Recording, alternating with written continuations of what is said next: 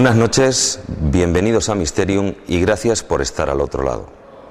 Son muchas las personas que se han visto cautivadas por las artes marciales, pero no solamente por su forma de vida, sino también por el lado oculto que atesoran.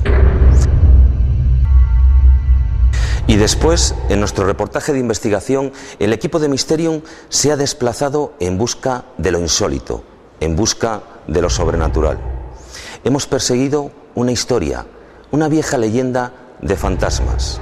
Vamos a presentarles un documento único, un manuscrito, un legajo que ha sido descubierto por la anterior cronista oficial de la ciudad de León, Margarita Sevilla, y con ello parece ser que va a poder atestiguar la realidad de esa vieja y añeja leyenda. Una historia que encubría una cruel realidad. Un regidor que es asesinado en una emboscada.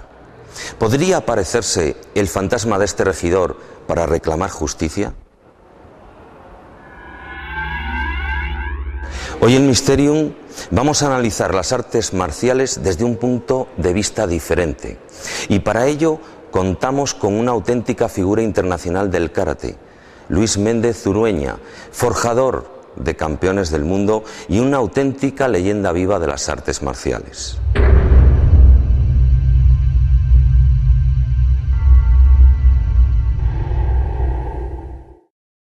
Nos encontramos en el gimnasio Shotokan con Luis Méndez. Luis Méndez, buenas noches y bienvenido a Mysterium. Buenas noches. Bueno, pues da gusto estar contigo, eres una auténtica leyenda viva del karate nacional. ¿Cuántos años llevas? Pues empecé en el año 65, no federado, y me federé en el año 68, es decir, un montón de años ya. ¿Has ocupado cargos de la Federación Española? Sí, efectivamente sí. Profesor del Centro de Tecnificación de la Española, aquí en la Federación Regional, director del Centro de Tecnificación, en la Federación Española, profesor de la Escuela Nacional de Preparadores, soy juez del Tribunal de Grados, bueno, todo lo que se puede ser en el tema este, ¿no? Para colaborar con la Española. Y con importantes éxitos de algunos de tus alumnos. Sí, nosotros somos el único club ahora, de momento, en España que podemos, no sé, un poco decir que tenemos el único campeón del mundo, que lo conseguimos en el año 92 en Granada, y hemos intentado, España ha intentado, pues yo creo que lo logrará, ¿no? Volver a revalidar el título, y no se ha conseguido. De momento lo que hemos conseguido es el segundo puesto, pero bueno, ya intentaremos. Todo se andará, ¿no? Efectivamente, sí. En estos 40 y tantos años, ¿cuántos alumnos han pasado por tus manos? Yo le calculo entre 300, 500 para cinturón negro, y alrededor de 8.000 o 9.000 personas, una cosa así. Sí. Luis, perteneces a la escuela Shotokan. Sí. ¿Qué quiere decir eso y qué diferencias hay con otro tipo de escuelas? El karate, cuando se importa de Okinawa, se establece con el nombre de diferentes maestros. Entonces se les da el nombre de los maestros iniciales. Las escuelas características en la actualidad, pues la que más sobresale por el número de practicantes es el estilo Shotokan, que también hay varias tendencias. Luego está Shitoryu, Goju-ryu, Bado-ryu y Kyokushinkai. Es decir, hay 5 o 6 escuelas. Las reconocidas a nivel internacional por la Federación y por COI incluso son Shotokan, Shitoryu, Bado-ryu y Goju-ryu. Esas. Entonces Shotokan, me preguntabas, Soto era el seudónimo con que firmaba los... era un calígrafo excepcional, un gran poeta, el maestro Funakoshi, y el seudónimo ponía Soto. Y entonces Kan significa casa, por eso decían Casa de Soto. Pero luego eso se lo añadieron a su nombre personal, como de estilo, y él nunca quería que karate tuviera un nombre. Y como Shitoryu también es la conjunción de dos nombres también de los fundadores de cada estilo, y así todos ellos, o Bado-ryu, por ejemplo, pues que Ba es paz y Do es camino de la paz. Entonces cada uno pues ha buscado un determinado significado al contenido del karate. Y nosotros el Soto significa calígrafo, o también seudónimo del maestro Funakoshi, y Kan, casa. También la palabra So significa pino, y To, onda de pino. Onda de pino, según decía el maestro, cuando él estaba escribiendo poesía en una montaña, él veía los pinos cuando daba el aire, cómo se doblaban y parecían olas, y él eligió ese seudónimo, dijo, onda de pino, y firmó así, y desde entonces le conoció como Soto Kan. Para los profanos en este tema nos perdemos quizás un poquito con karate, con kung fu, con aikido, claro, tai chi. Sí, efectivamente, sí, es que hay una montonada y cada día salen técnicas nuevas, aunque existían, pero sobre todo se han puesto de moda desde los Estados Unidos, se han traído para acá a Europa y están saliendo infinidad de sistemas. Todo creo que debe tener su origen en la India y en China. Luego cada zona, pues cada país, por ejemplo Japón, pues ha sacado pues, el karate, el judo, el aikido, el kendo, el iaido y alguna otra arte marcial más. El kyudo, por ejemplo. China, pues el kung fu. Pero la gente también está equivocada porque kung fu vendría a significar el grado máximo, es decir, la maestría máxima. No quiere decir otra cosa. Una persona puede ser un experto en cocina y eso es un grado kung fu. Sí, el grado máximo, pero aquí nosotros se hace kung fu. No, el kung fu tiene varios estilos, pues con lo mismo que hace el karate, pero se los denomina kung fu, es decir, supuestamente, pues si esas personas tienen que estar. Luego el taekwondo, pues es una versión también del karate, pero en línea de lo coreana. Y qué más decirte, pues el kung fu, el taekwondo y luego pues luchas de zonas de por allí, pues puede ser el Muay Thai, que es el boxeo tailandés, y luego también Pencak Silat. La India también tiene Kareli Payak, hay una serie de sistemas de lucha, pero están todos enraizados y entroncados en la misma idea. Luego ya con ciertas diferencias, todos tienen técnicas de pierna, todos tienen ataques de brazo, tienen sus ejercicios de katas, su ejercicio de combate. Otros se conocen más, por ejemplo el caso del karate, y el judo, etcétera, o el taekwondo. Pero otros, pues por ejemplo como el aikido, pues no tiene competición y por eso quizás a lo mejor la gente lo conoce menos.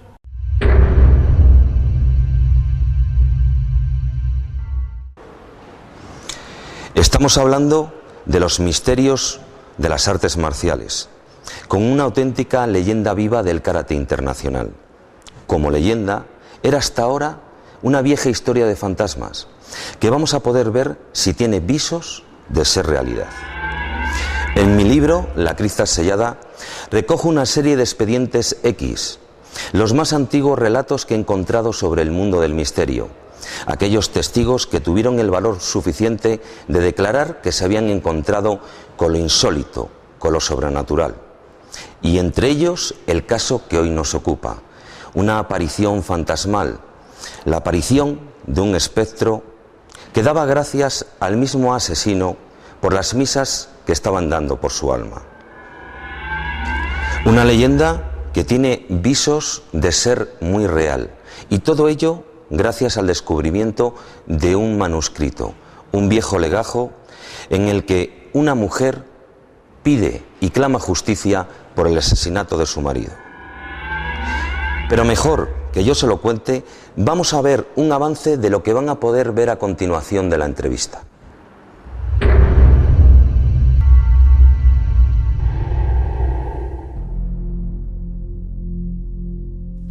El insólito suceso le encontramos en una carta escrita por el jesuita Sebastián González al padre Pereira el 4 de marzo de 1636.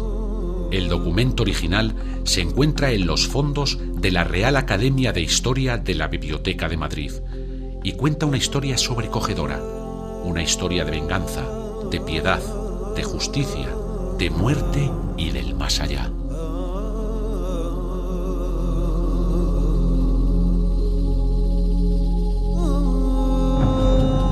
Un regidor de apellido Ramírez, al entrar de noche en cierta casa de mala fama, pisó a un hombre que estaba echado. Por lo visto, de las disculpas pasaron a trabarse las palabras y echaron mano de las espadas. El regidor acabó con la vida de aquel hombre y no se entregó a la justicia. Otras personas fueron detenidas por aquel crimen y cuando el tal Ramírez se enteró, acudió al obispo y le confesó el secreto, rogándole que intercediese para que fueran liberados los falsos acusados. Además, se hizo cargo de compensar económicamente a los familiares del difunto y pagar las misas por su alma.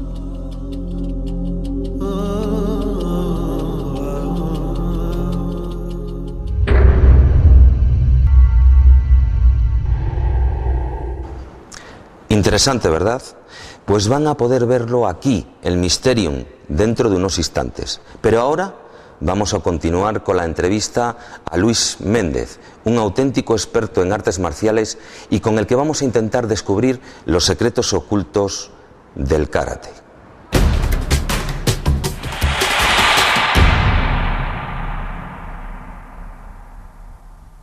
Y yo creo que hay una diferencia esencial y abordamos un poquito ya la temática que más nos ocupa en este programa, ¿no? No todas estas artes marciales tienen una filosofía detrás, ¿no? Como la puede tener el karate. Sí, no, si te has dado cuenta, todos terminan do, ¿no? Karate do, judo, aikido, kendo. Do es camino de vida, es como un sistema de formación personal. Entonces ocuparía un puesto como puede ser la religión, que tiene una base moral y ética y espiritual para la formación de la persona. Y por eso en Oriente todo el mundo lo hace como un método para la formación de la personalidad, para un comportamiento honesto y recto, para reprimir la agresividad, para respetar las normas y para esforzarse y ser constante en todo. Ese es el objetivo de las artes marciales. Y casi todas, cada una tiene su pequeña cosilla, pero más todo el mundo persigue esa idea. Hay un gran respeto al maestro. Y además ahí se pide permiso para entrar. Ajá. Hay ejercicios de silencio interno. Sí. Eso ya conlleva... Sí, es una parte, bueno, podríamos decirlo, mística. Todas las artes marciales pretenden pues ingresar dentro, meterse uno dentro mismo, ¿no? Una introspección. Entonces lo que se hace ese periodo es... El saludo es una etiqueta típica japonesa. Se saluda al sitio donde tú vas a hacer trabajo. Pero también en las empresas japonesas entra la gente y hace la reverencia. Nosotros hemos perdido ya esa etiqueta de una pequeña inclinación y ya nos damos la mano, una palmada de la espalda, pero ellos siguen todavía por esa leve inclinación. Y después, pues para evitar que la problemática de la calle pueda influir en el comportamiento y la actitud dentro de clase, pues lo que hace el estudiante tiene un momento que digamos silencio interior, que se llama moksho. Ese silencio interior no se debe pensar en nada, es silencio total. Y ahí dejamos que la mente fluya y que el espíritu sea el que domine todo el contenido. Es como si uno renaciera de nuevo, naces y te despiertas, acabas de nacer, te es conocido el karate y tú lo único que estás haciendo es karate. Cuando terminas haces otra vez otra actitud también de moksho y vuelves otra vez a la vida cotidiana. Esa es la... Porque, ¿dónde está tu mente cuando tú estás enseñando en una clase? Normalmente es... ¿Qué sientes? Decían los maestros dicen que lo que bueno que tiene, por ejemplo, el karate es que aunque haya 1000 personas es un solo espíritu. Lo que hace el maestro es meter su mente en la mente de los estudiantes. Y yo me ha pasado también, por eso lo he dicho muchas veces a algunos maestros, yo por ejemplo haciendo algún ejercicio, si yo mismo me he equivocado en el ejercicio o pienso que el movimiento tiene que ser con el lado derecho o el izquierdo, varios de algunos alumnos hacen con el derecho y el izquierdo. Es decir, ¿hasta qué punto puede influenciar? No lo sé, pero de unos años hasta ahora sí he notado eso y se lo preguntaba a mis maestros. Sí tiene que ver porque hay una especie de conexión entre la mente del estudiante y la mente del maestro. Y entonces es posible que ese pequeño equívoco, como él no solamente está pendiente de tu orden para ejecutar la acción, sino que también está pendiente de tu pensamiento de alguna manera, pues ya no se sabe, pero algo se transmite. Y muchas veces lo digo, no te has equivocado tú, me he equivocado yo, le digo. Como si existiese una unión de mentes, una unión de espíritus, sí. Y como si se moviesen energías intangibles. Sí, ahí en el karate se mueven energías intangibles. Nosotros hay una cosa que llamamos ki, y también llamamos kime, y todo termina o ishiki, kime, kiai. Ki es la energía, como chi en chino, ¿no? Entonces lo genera el cuerpo, pero existe tal cual en el propio aire. Muchas veces los orientales dicen, es que ustedes no saben respirar. Ustedes solamente cogen oxígeno, pero no ki, no chi. Entonces, cuando se hacen los movimientos, uno tiene que, al respirar, existe igual que existe esa parte pequeñita de energía, tiene que entrar. El cuerpo, cuando la necesita para la salud, la utiliza para la salud, como cuando en una casa se necesita para pagar las deudas, no se gasta. Lo primero que haces es para pagar las deudas, ¿no? Y luego lo que sobra, pues a lo mejor para comprar alguna cosa. Y la energía es igual, genera energía y esa energía que genera mantiene al cuerpo saludable, tanto a nivel mental como físico. Y es lo que, por eso están realizando Qigong, o sea, están buscando la energía a través de movimientos.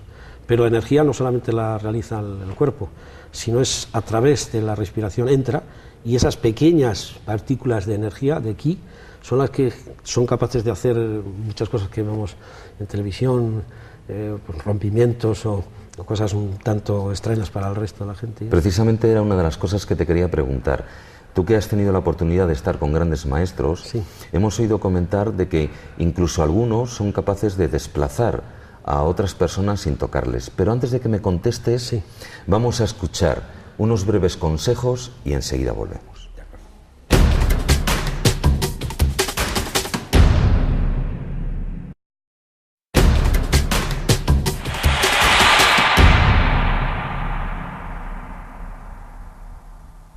Seguimos con Luis Méndez en el Centro Sotokán. Luis, tú has tenido oportunidad de estar con grandes maestros. ¿Cómo han sido tus experiencias con ellos? Pues, desde luego, son cosas inolvidables. Primero por su nivel de comprensión, su actitud, su humildad y luego su capacidad y su energía.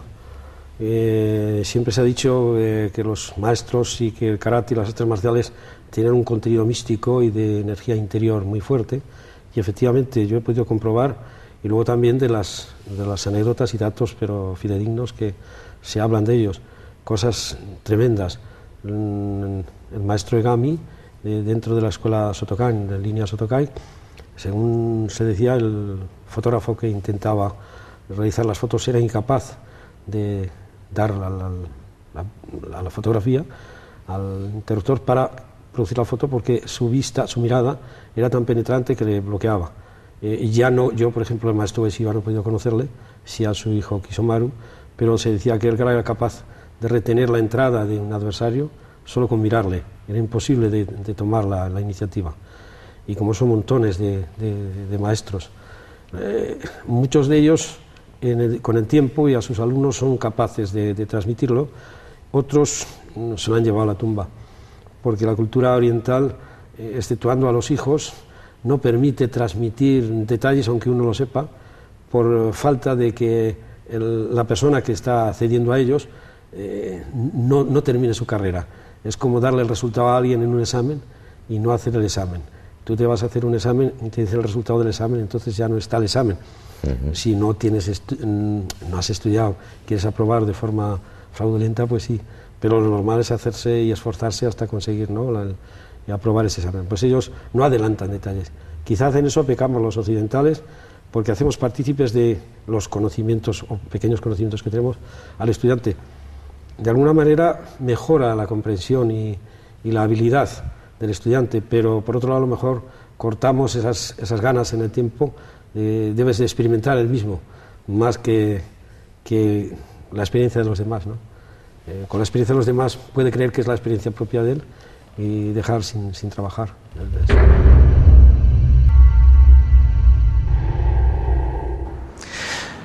Si realmente ha existido un personaje, una leyenda dentro de las artes marciales, ese sin duda ha sido Bruce Lee, también llamado Pequeño Dragón, por denominarse así el año en el que nació. El 20 de julio de 1973, Bruce Lee fue a la casa de la sé-symbol y compañera de reparto Betty Tim Pei. Estaban rodando una película, su cuarta película, Juego con la muerte. Después de cenar, según nos cuentan, Bruce tuvo un fuerte dolor de cabeza, tomó un analgésico para dormir el sueño eterno. Jamás despertó. El diagnóstico, un edema cerebral. Pero hoy en día sabemos que hubo errores en esos diagnósticos y en la forma como se trataron los hechos. Todo eso ha hecho pensar en conjeturas, en hipótesis de que aquella muerte pudo estar planeada y no fue accidental. Algo curioso que ocurrió en el entierro de Bruce Lee fue que tuvo 2 entierros. Cuando se trasladó su cuerpo desde Hong Kong a Seattle, la caja, que estaba forrada de blanco, se tiñó de color azul por el traje de Bruce Lee, que debido a la condensación soltó el tinte. Esto es un símbolo de mal agüero para los chinos y lo que hicieron fue cambiar la caja del ataúd.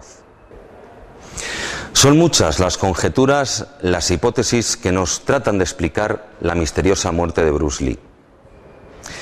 ¿Y quiénes fueron los culpables? Algunos aseguran que fueron las mafias chinas, las famosas tríadas. Bruce Lee jamás quiso colaborar con ellas.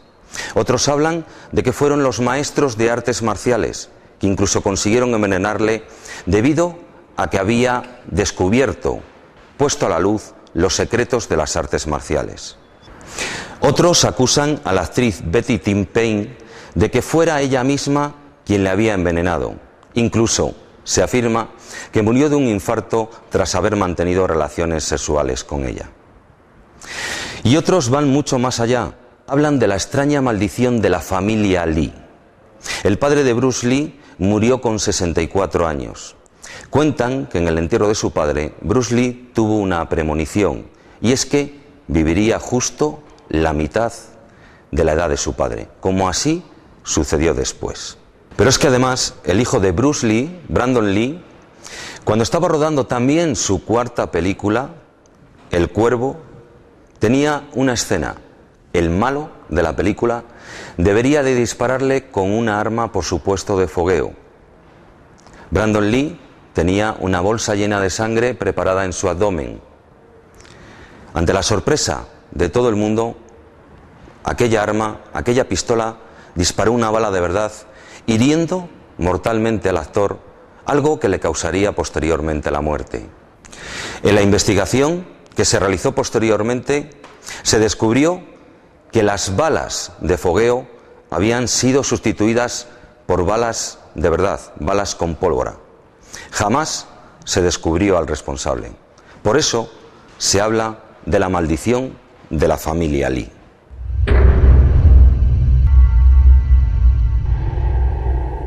Esos conocimientos tú les transmites en lo que eres muy experto, que es en catas. Y en las catas, ya que hablamos de energías intangibles, también se siente algo especial, ¿verdad? Sí, como tal, son formas de combate, pero inicialmente eran fórmulas para entrenamiento militar. La mayor parte de ellas están sacadas, la mayor parte de la misma morfología del cuerpo, es decir, de muchas figuras. Las figuras que hace el cuerpo humano, los huesos. De ahí los maestros han sacado esos dibujos y han tratado de realizar una serie de ejercicios que potencien la energía o ciertas habilidades.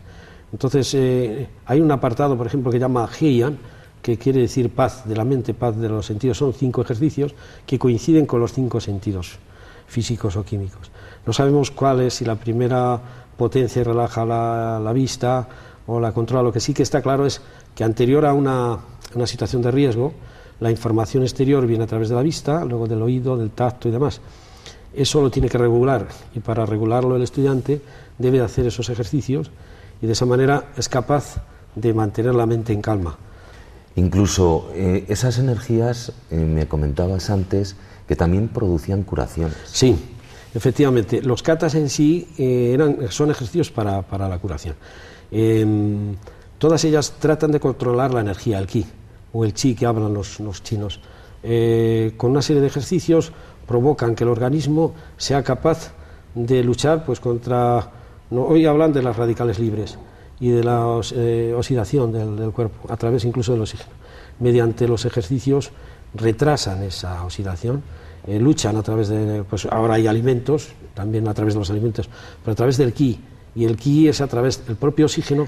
Solo respirado puede provocar esa oxidación, esas radicales libres a través de lo que es el medio ambiente.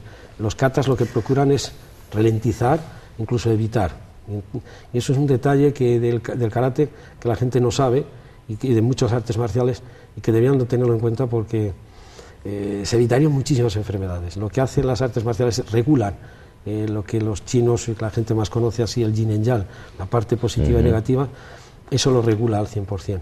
Entonces independientemente del tema de la lucha, porque a nosotros siempre nos catalogan gente que hace artes marciales, seguramente es porque tiene algún problema de timidez o porque le gusta mucho la pelea, y yo creo todo lo contrario. La gente que le gusta ver el fútbol no quiere ser futbolista, o la gente que ve el baloncesto, pero no quiere ser esa profesión, ¿no? Sino simplemente le encanta eso y le gusta. Entonces, la gente que hace artes marciales es porque se siente atraída a nivel espiritual. La gente, me acuerdo, decía el maestro Funakoshi, el karate es el arte de los hombres virtuosos, y entonces se trata de buscar la virtud a través de las artes marciales, ¿no? Y claro, eso es lo bonito. Y claro, la gente solamente ve la parte física, la parte de pelea, y eso es un periodo que quizá los maestros, como decía el maestro Akayama, se han equivocado, tratando de enfocarlo más en pelea, es más atrayente, y la gente joven, pues yo me puedo aprender a defenderme y tal, y entonces atrae más. Luego te das cuenta que eso es secundario, es como una ramita pequeña en un gran árbol, nada, con 4 hojitas. Lo importante es luego el tronco y las grandes hojas y sobre todo las ramas, ¿no? No tiene nada que ver, es necesario. Hablabas de secretos y de secretos en Japón. En la Segunda Guerra Mundial se utilizaron a prisioneros de guerra para practicar técnicas tanto para matar como para inmovilizar, incluso para reanimar, justamente lo contrario. Y estuvieron secretos hasta que se hizo una especie de papiro secreto, por llamarlo de alguna manera, hasta el año 1949, con esos puntos vitales, ¿no? Sí. ¿Qué conocimiento tienes sobre este tema? Sí, muchos que han estado en la guerra de mis maestros sí que me han hablado. Les daba un poco de apuro porque, claro, no sé, quizás en aquella época actuar de esa forma quizás era, no es porque no tuvieran la moral suficiente o la ética suficiente, pero creo que a lo mejor la actitud en la guerra era lógica, y sobre todo en Japón, que siempre ha sido un pueblo muy guerrero, y que eso era parte de la propia guerra, es decir, no se concebía actuar de otra manera sino que de esa. Entonces tampoco se les puede de alguna forma echar mucha la culpa, ¿no? Pero ellos están avergonzados. Sí que utilizan prisioneros para comprobar la eficacia de las técnicas, que en habilidad, e incluso se decía, bueno, si le ganas, sales libre. Yo eso me lo he encontrado. Muchas veces mis maestros me decían, qué vergüenza, ¿verdad? Dice, pues era así. Había jefes que mandaban actuar así. Y sí comprobaban, y efectivamente se veía la eficacia. Y desde luego también eso, y luego el tema de las curaciones. Gente con enfermedades bastante fastidiosas, y a través de la práctica de algún arte marcial no solo han mejorado, sino que incluso se han curado. Luis Méndez, ha sido un auténtico placer que hayas compartido tus experiencias y conocimientos con nosotros. Así que darte las gracias por habernos acompañado en Mysterium. Muchísimas gracias a vosotros. Y ustedes, espero que hayan aprendido por lo menos lo que yo he aprendido hoy. Nos hemos acercado a las raíces, a la esencia de las artes marciales, y seguramente que puedan haber descubierto una cosa: son muy parecidas al ser humano. Cuerpo físico, espiritualidad y mente se aunan en las artes marciales.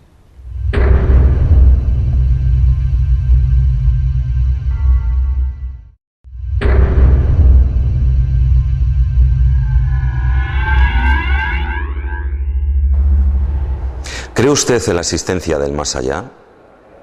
¿Qué ocurre realmente cuando morimos? ¿Emprende nuestro alma un largo viaje? ¿Son algunos capaces de volver de esa última frontera? Son muchas las personas que dicen haberse encontrado con espectros, con apariciones fantasmales. Precisamente, el caso que hoy nos ocupa habla de una vieja leyenda de fantasmas, de una aparición fantasmal. Se hubiese quedado en leyenda si no hubiese sido por la aparición, valga la redundancia, de un documento, un manuscrito, un legajo que fue descubierto por la anterior cronista de la ciudad de León, Margarita Sevilla. Un documento que parece atestiguar la realidad de esta historia, una visita del más allá para reclamar justicia por un asesinato. Sorpréndanse con una historia apasionante Retrato de un fantasma.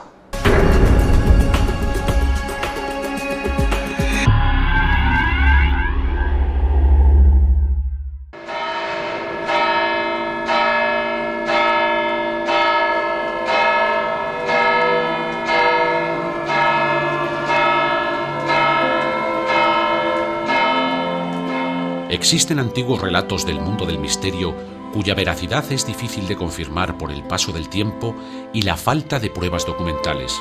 Sin embargo, en una investigación apasionante, el equipo de Mysterium se ha encontrado con documentos históricos que parecen avalar una añeja leyenda de espectros en la capital leonesa. Pero mejor será que comencemos por el principio de esta sorprendente historia. El investigador Ángel del Pozo recoge en su libro La cripta sellada una singular historia de aparición espectral que acaeció en León capital.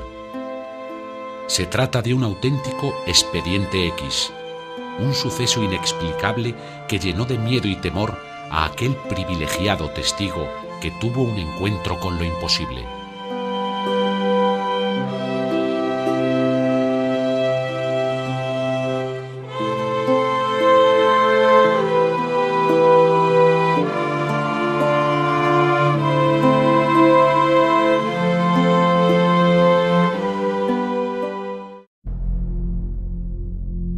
El insólito suceso le encontramos en una carta escrita por el jesuita Sebastián González al padre Pereira el 4 de marzo de 1636. El documento original se encuentra en los fondos de la Real Academia de Historia de la Biblioteca de Madrid y cuenta una historia sobrecogedora, una historia de venganza, de piedad, de justicia, de muerte y del más allá.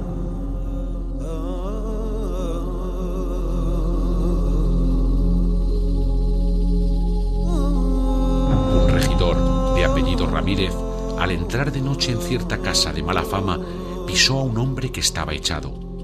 Por lo visto, de las disculpas pasaron a trabarse las palabras y echaron mano de las espadas. El regidor acabó con la vida de aquel hombre y no se entregó a la justicia. Otras personas fueron detenidas por aquel crimen y cuando el tal Ramírez se enteró, acudió al obispo y le confesó el secreto, rogándole que intercediese para que fueran liberados los falsos acusados. Además, se hizo cargo de compensar económicamente a los familiares del difunto y pagar las misas por su alma.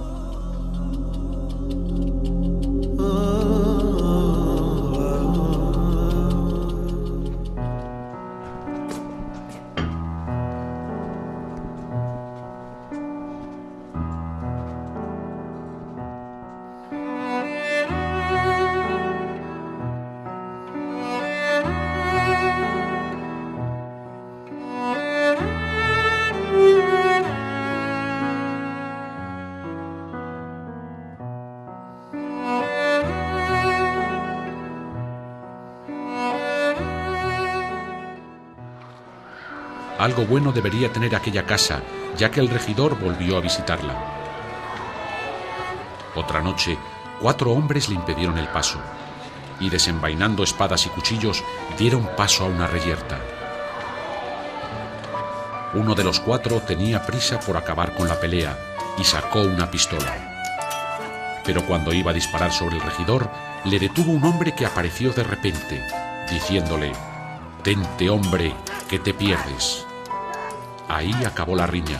Los 4 hombres se dieron a la fuga y el regidor, que se vio libre del peligro, quiso agradecer a su bienhechor la intervención, pero no vio a nadie. Así continúa el jesuita con el relato del suceso. Quedó confuso y pasando adelante vio una luz y deseoso de alcanzar a quien la llevaba, aligeró el paso y le alcanzó y reconoció en él el mismo que antes había detenido, al que le había querido matar con la pistola. Detúvole y díjole le hiciese el favor de darse a conocer, pues no le estaba el menos obligado que de la vida, y siendo tan grande en la que le había puesto, deseaba conocerle para agradecérselo. Él le dijo tomase la linterna y le mirase el rostro. Hícelo el caballero y vio la figura del hombre que pocos días antes había muerto, el cual le dijo que por las misas que le había dicho estaban sus penas más aliviadas, que nuestro Señor le había echado por sus culpas para que se satisfaciese al purgatorio, que en 3 días que vivió, nuestro Señor le tocó el corazón, y que mediante una confesión que hizo y el uso de los sacramentos, había nuestro Señor dádole buena muerte en gracia suya, que pedía lo continuase y le hiciese este favor. Y también había venido a decirle de parte de nuestro Señor que se apercibiese y mirase por sí, que le estaba amenazando un gran trabajo, y con esto desapareció. El corregidor, temblando y maravillado del caso, caminó hacia su casa, donde se le tornó a poner otras 2 veces delante, diciéndole lo mismo. Por lo visto, después de este suceso, decidió ir a otra casa más respetable, la de los frailes franciscanos descalzos, para poder ingresar en el monasterio. Desde luego, un evento sorprendente que parece más cercano a la leyenda que a la realidad. Sin embargo, existen documentos históricos que avalan esta asombrosa historia. Así al menos nos lo comunicaba en un primer momento el periodista Luis Álvarez. Para conocer la intrigante historia, el equipo de Mysterion ha puesto rumbo a la capital leonesa, en busca de lo imposible.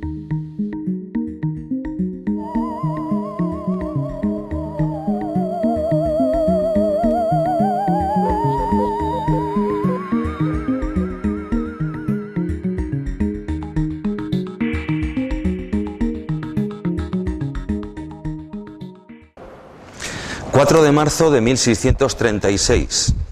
el jesuita Sebastián González escribe una carta al también jesuita padre Pereira, relatándole unos hechos extraordinarios, un caso maravilloso.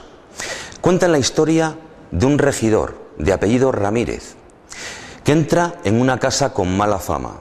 Hay una disputa, se traban las palabras y se sacan las espadas. En aquella reyerta, nuestro protagonista, el regidor Ramírez, asesina de una certera estocada a su oponente.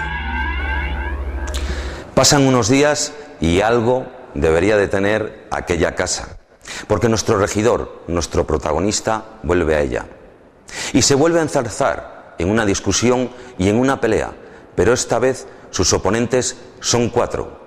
Vuelven a sacarse las espadas y uno de los contrincantes, que tenía prisa por acabar aquella lucha, aquella riña, saca una pistola, y cuando apunta a nuestro regidor aparece un personaje de la nada que se mete por el medio y dice: «Tente, necio, que te pierdes». Nuestro regidor emprende la persecución de su salvador. Por oscuras calles, con luces de candiles, se aproxima y por fin le encuentra, y cuando se da la vuelta le alumbra con un farol y se encuentra con la misma persona que él había asesinado unos días antes. Maravillado ante esta aparición, decide, esta vez sí, ir a una casa mucho más respetable, a la de los padres franciscanos de León. Fue la madre del actual cronista oficial de León, Margarita Torres Sevilla, quien encontró un documento en el Archivo Histórico Provincial que hacía referencia a un asesinato.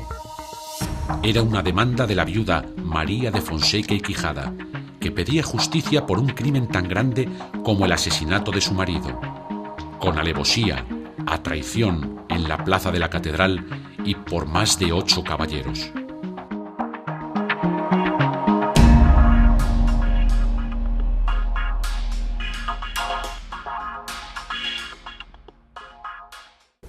Pues es una historia que, a fuerza de ser sincera, no encontré yo. Me puedo poner el mérito, pero no es cierto. Lo encontró mi madre, Margarita Sevilla, que estuvo trabajando muchos años como investigadora en el Archivo Histórico Provincial de León.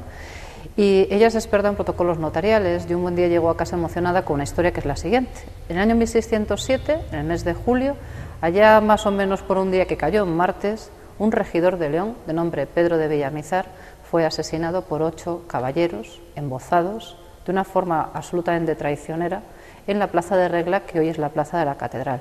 Nadie acudió a su ayuda, nadie salió a sus gritos, nadie quiso saber quién eran los asesinos o no, y nadie vio nada.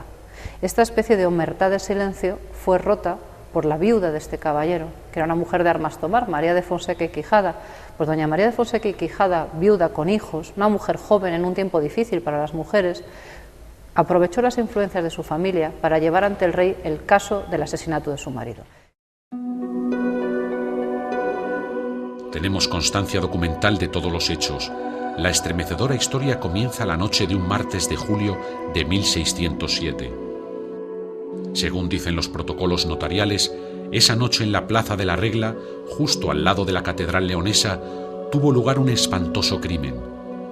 Más de 8 caballeros embozados preparan una celada a don Pedro de Villamizar. El regidor trata de defenderse, grita, pide ayuda, pero nadie le socorre, y cae muerto atravesado por el filo de 8 espadas. Nadie escuchó los gritos de auxilio, ni vio nada, algo muy extraño, pues aquella zona estaba poblada de clérigos y prostitutas, y a la hora que sucedieron los hechos coincide con las últimas misas y con las primeras visitas a los burdeles.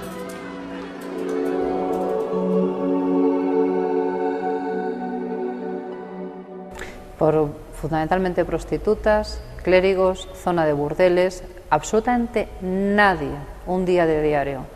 ¿Qué quiere decir esto? Que evidentemente nadie quería saber nada de un crimen tan complejo. Complejo por una razón, porque lo que salió por debajo de esta denuncia fue que los regidores de la ciudad de León estaban implicados en un caso de, podríamos decir, acaparación indebida de fondos. Es decir, los impuestos que se recaudaban para el rey acababan en las arcas privadas de estos regidores. Y uno de ellos, un hombre honrado, Pedro de Villamizar, quiso llevar el caso ante la justicia y denunciarlo ante el rey. Los crímenes, en este caso contra, en fin, el tesoro público de sus compañeros. Fue asesinado y la mujer, la viuda, denunció nombre por nombre a cada uno de los asesinos. Lorenzanas, Mieres, Vega, Ramírez de Guzmán, nombre tras nombre fueron los 8 implicados puestos encima de una mesa ante el rey. Y casualmente desaparecieron de la ciudad antes de conocer la sentencia del rey Felipe. Y unos se fueron a Galicia, otros huyeron a Portugal.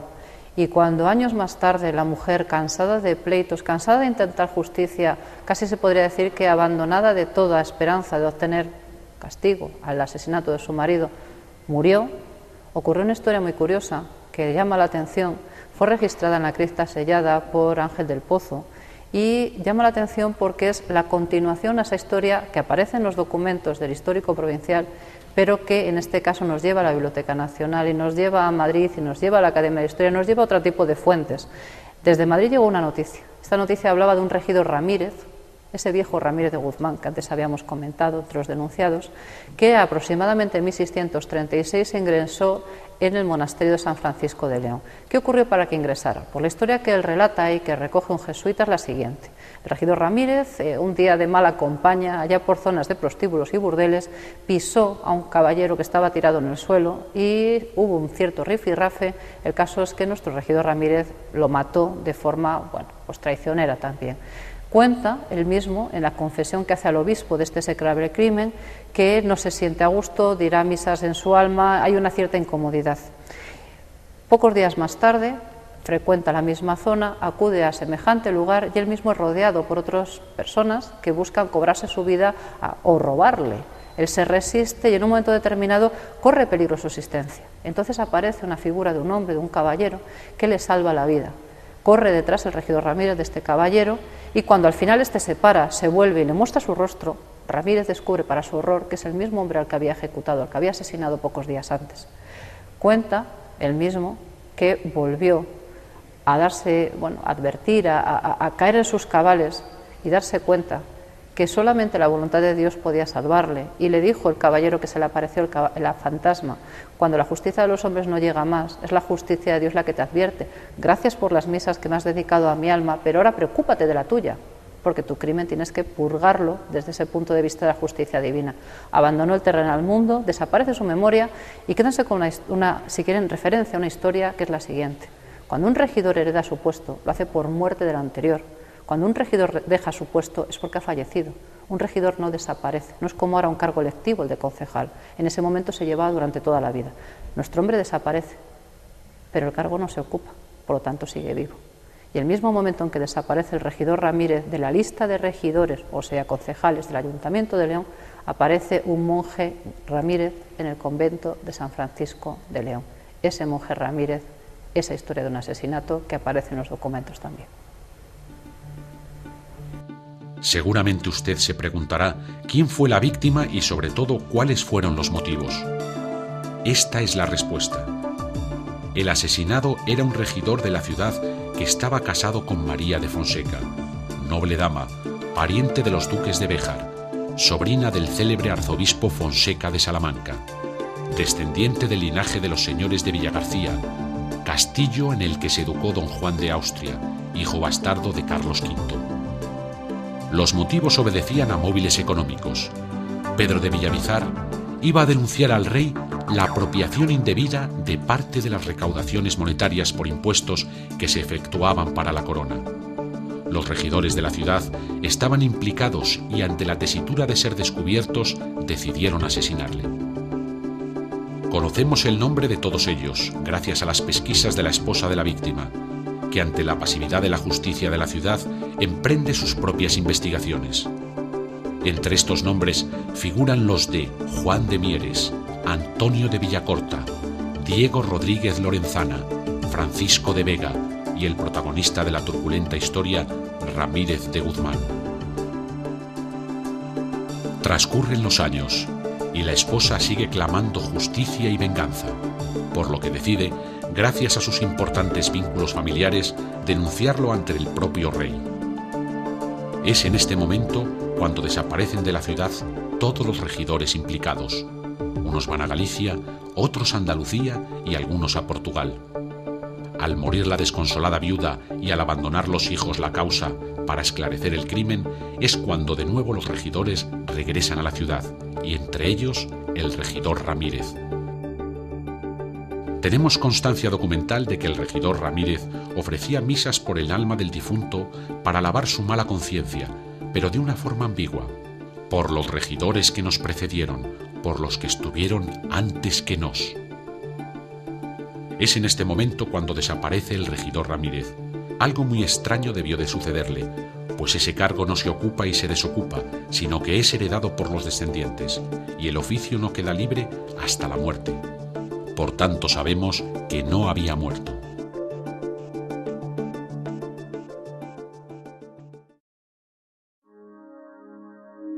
Y aquí entroncaría toda la historia. Quizá ingresó, tal y como narra la carta de los jesuitas, en el convento de San Francisco de la ciudad, aunque lamentablemente el registro de ingresos está desaparecido. Y así poder evitar la condena a muerte que planeaba sobre su cabeza. Y es que quizá, y solo quizá, cuando la justicia terrenal ya no iba a conseguir nada, se apareció el alma de ese hombre para dar paso a la justicia divina.